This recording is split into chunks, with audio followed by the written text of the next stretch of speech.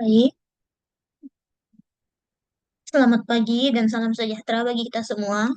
Perkenalkan, nama saya Kezia Artanauli Purba dengan NIM 2529061015.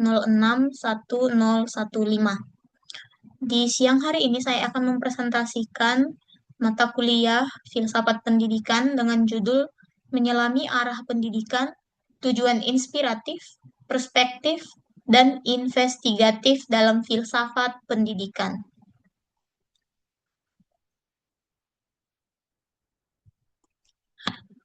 Filsafat pendidikan.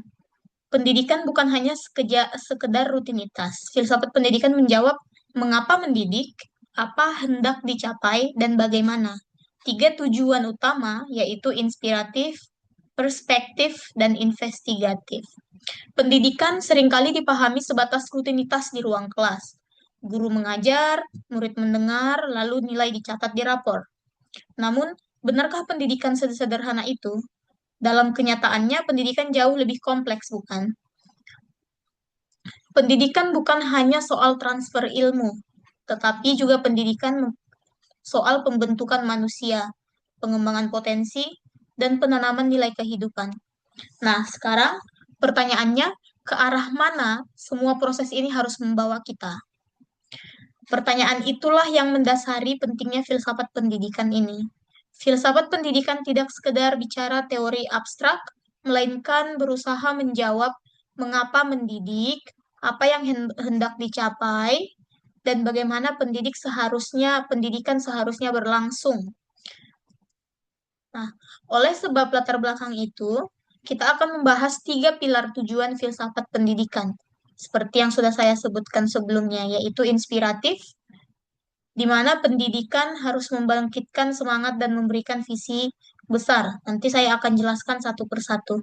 Perspektif, di mana pendidikan membutuhkan aturan pedoman dan norma atau dimensi normatif. Yang terakhir yaitu investigatif, yang bertujuan untuk mendorong pendidikan agar tidak statis. Baik, kita pergi ke tujuan yang pertama, yaitu inspiratif. Tujuan inspiratif yaitu pendidikan sebagai sumber harapan. Coba kita ingat kembali, mengapa orang tua kita menyekolahkan anaknya? Mengapa pemerintah membangun sekolah di pelosok? Mengapa guru dengan sabar mengajar meski fasilitas terbatas? Ya, jawaban sederhananya karena ada harapan. Nah, tujuan inspiratif pendidikan terletak pada kemampuannya membangkitkan semangat dan memberikan visi. Pendidikan bukan sekedar menyiapkan tenaga kerja, tetapi juga melahirkan manusia yang bermakna. Ia memberi anak-anak mimpi tentang masa depan yang lebih baik.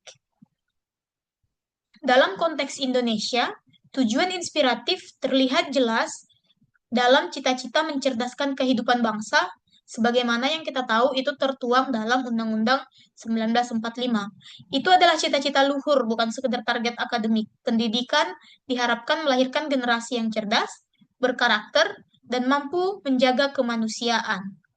Yang kedua yaitu perspektif, di mana pendidikan membutuhkan aturan, pedoman, dan norma.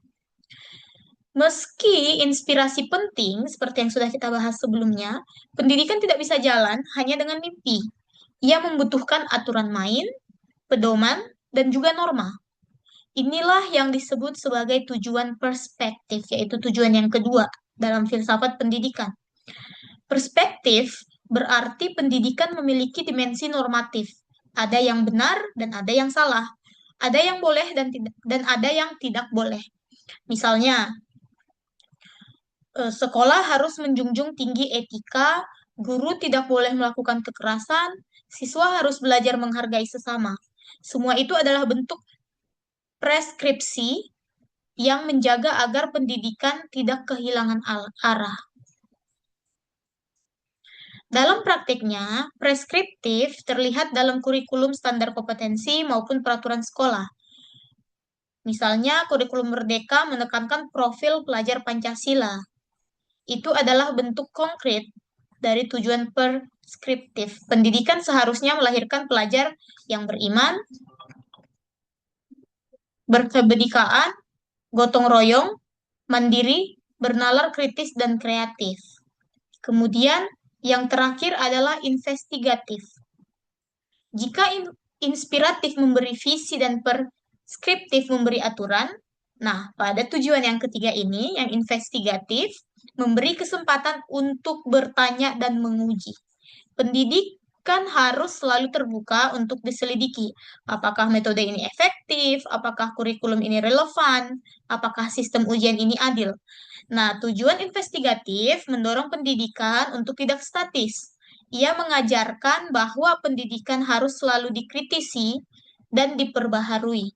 Contoh nyatanya itu ialah ketika COVID-19 melanda. Sistem pendidikan dipaksa berubah drastis ke arah pembelajaran daring. Nah, apakah sistem itu berhasil? Banyak penelitian dilakukan.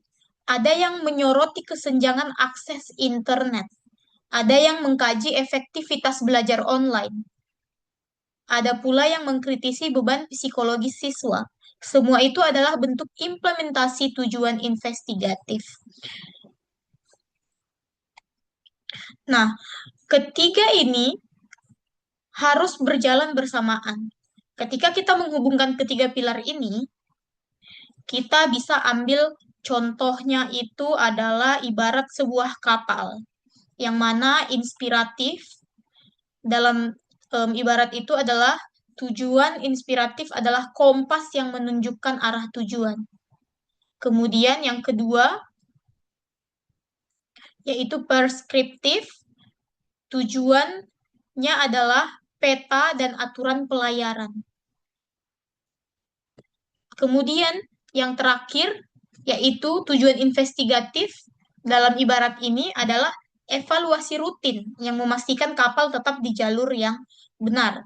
Sehingga ketiga ini harus berjalan bersamaan. Sekian presentasi dari saya. Terima kasih. Salam sejahtera bagi kita semua.